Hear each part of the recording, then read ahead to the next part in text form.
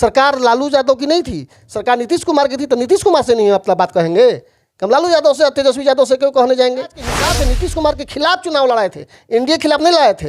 NDA के खिलाफ लड़ाते तो 242-43 सीट पर हम चुनाव लड़ा सकते थे। 124 सीट पर तो चुनाव लड़कर हम 8% वोट लाए हैं।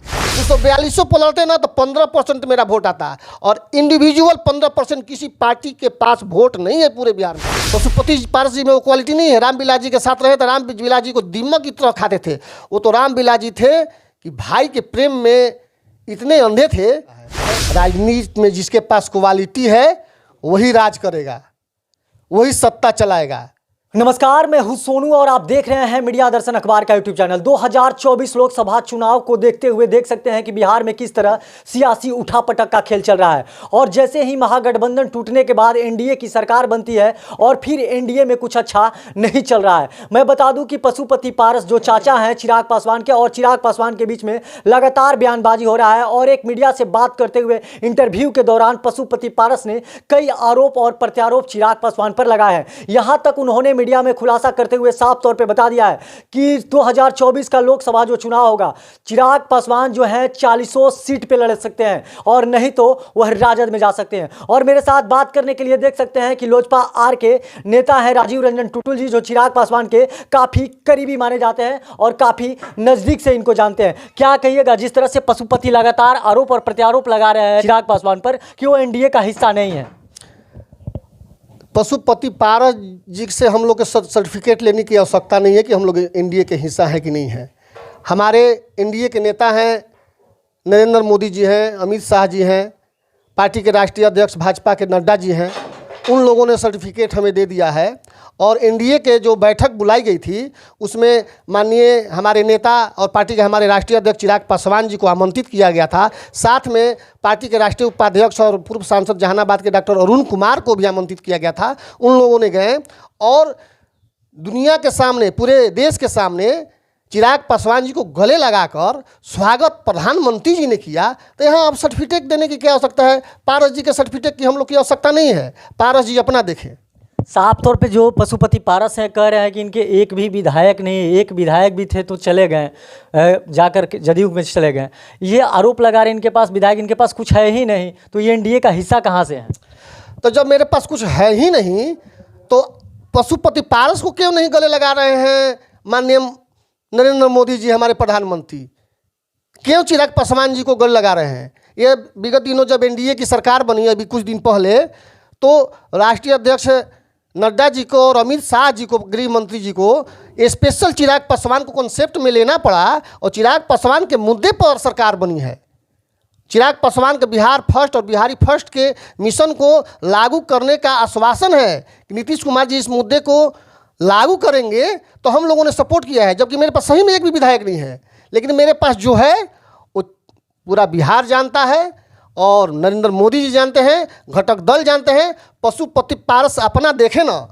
वही आरोप लगा रहे हैं पशुपति पारस जी कि ये हनुमान कहते हैं अपने आप को कि हम मोदी के हनुमान हैं, या मीडिया भी कहती है कि चिराग पासवान जो मोदी के हनुमान हैं, चाहे आप लोग भी कहते हैं, जो जितने भी लोजपा आर के कार्यकर्ता हैं। लेकिन साफ तौर पे उनका कहना है कि जब 2020 का विधानसभा का चुनाव हुआ था, उस समय जो जदयू बैकफुट पर गई थी, तीसरे नंबर की पार्टी बिहार में बनकर रह गई थी, वो चिराग पासवान के ही किया गया था। और जहां 6 विधानसभा ऐसा था जहां भाजपा लड़ा था, वहां भी चिराग पासवान अपने नेताओं को वहां अपने टिकट देकर नेताओं को लड़ाने का काम किया था। तो कैसे वो हनुमान है?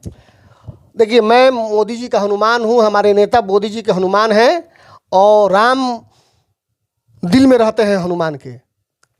और उसी तरह एनडीए का खिलाफ हमारे नेता ने नहीं किया था 2020 के चुनाव में। नीतीश कुमार की नीतियों का खिलाफ किए थे।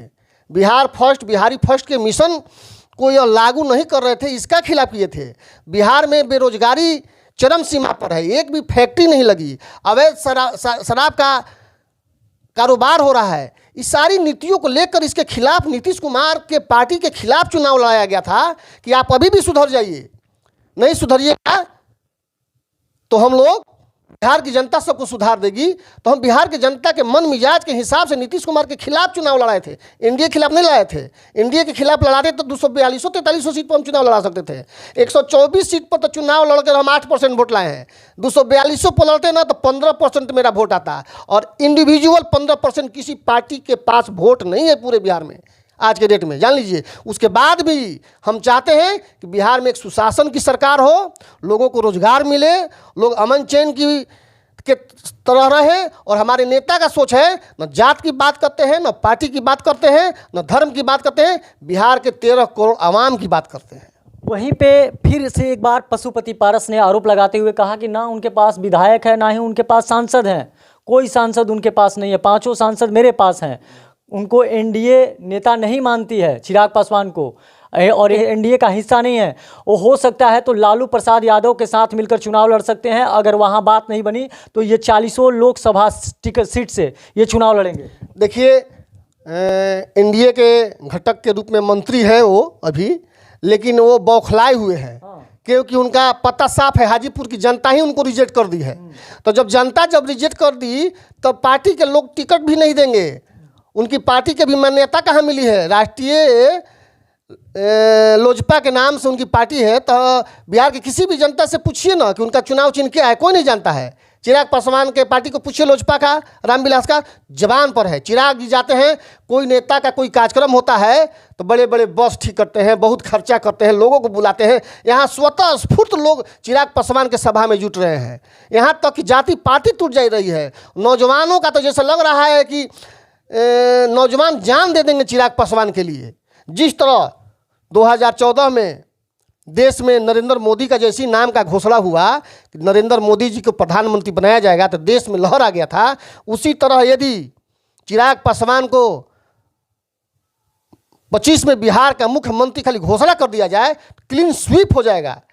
विपक्ष में बैठने लायक रह भी नहीं पाएगा, इतना हवा चिराग पासवान जी का रहे। और पशुपति पारस जी यही सब देखकर वो बौखला गए हैं, अनाप शनाप बोल रहे हैं। तो हम लोग उसकी चिंता नहीं करते हैं, हम लोग अपना काम कर रहे हैं और हमारे नेता काम कर रहे हैं। कई आरोप लगाए, जैसे कि बता रहे हैं लगातार जिस तरह से वो मुख्यमंत्री पर हमला करते थे नीतीश कुमार पर, रोजगार को लेकर, युवाओं को लेकर, या यहाँ की तमाम व्यवस्थाओं को लेकर, चाहे अपराध को लेकर। लेकिन जब बात राजद की आती है तो साफ तौर पे उन्होंने चचा, जो चिराग पासवान के चचा हैं पशुपति पारस जी, उन्होंने यह आरोप लगाया है कि वह लालू प्रसाद यादव के खिलाफ और आरजेडी के खिलाफ कभी भी नहीं बोल पाए हैं। यहाँ तक वो तेजस्वी यादव को छोटे भाई कहते हैं, और छोटे भाई को कभी आरोप और प्रत्यारोप मीडिया में आकर खुले मन से वो इस तरह का आरोप और प्रत्यारोप नहीं लगाए हैं। यानी इशारा साफ है कि एनडीए का वो हिस्सा नहीं है। एक बार फिर उनका अगर उनका ठीक ठाक अगर व्यवस्था नहीं रहा तो तेजस्वी यादव के साथ जा सकते हैं। देखिए, वो जो बोल रहे हैं उसका हम लोग नोटिस नहीं लेते हैं। पारस जी क्या बोल रहे हैं ज़्यादा नोटिस भी नहीं लेना है, इसलिए कि उनकी कोई बात नहीं करता है।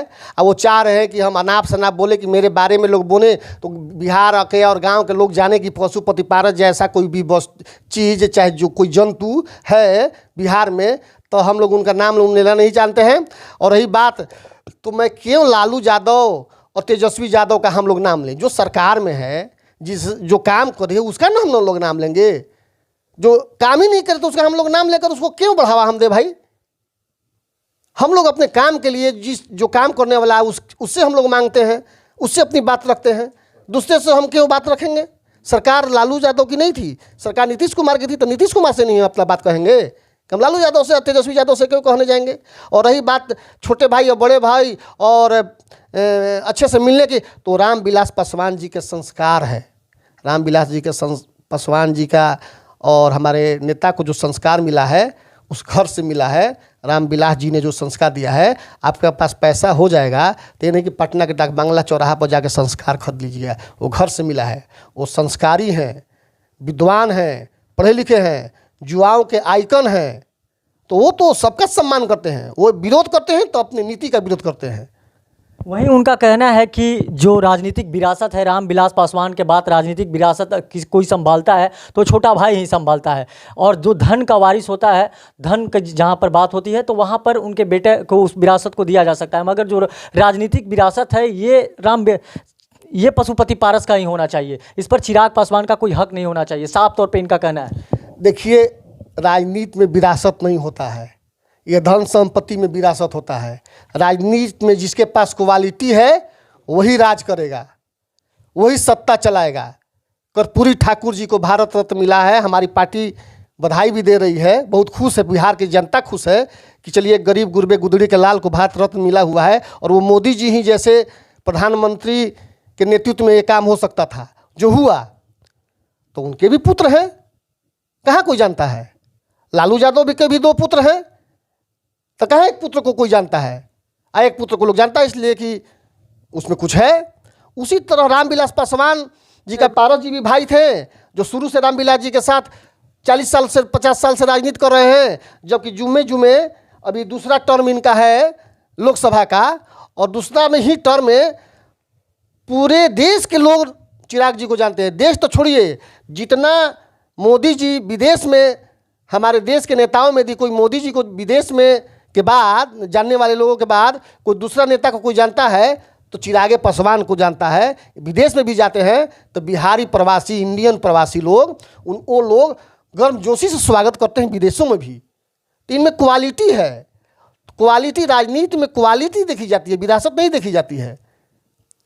पशुपति पारस जी में वो क्वालिटी नहीं है। रामविलास जी के साथ रहे तो रामविलास जी को दीमक की तरह खाते थे।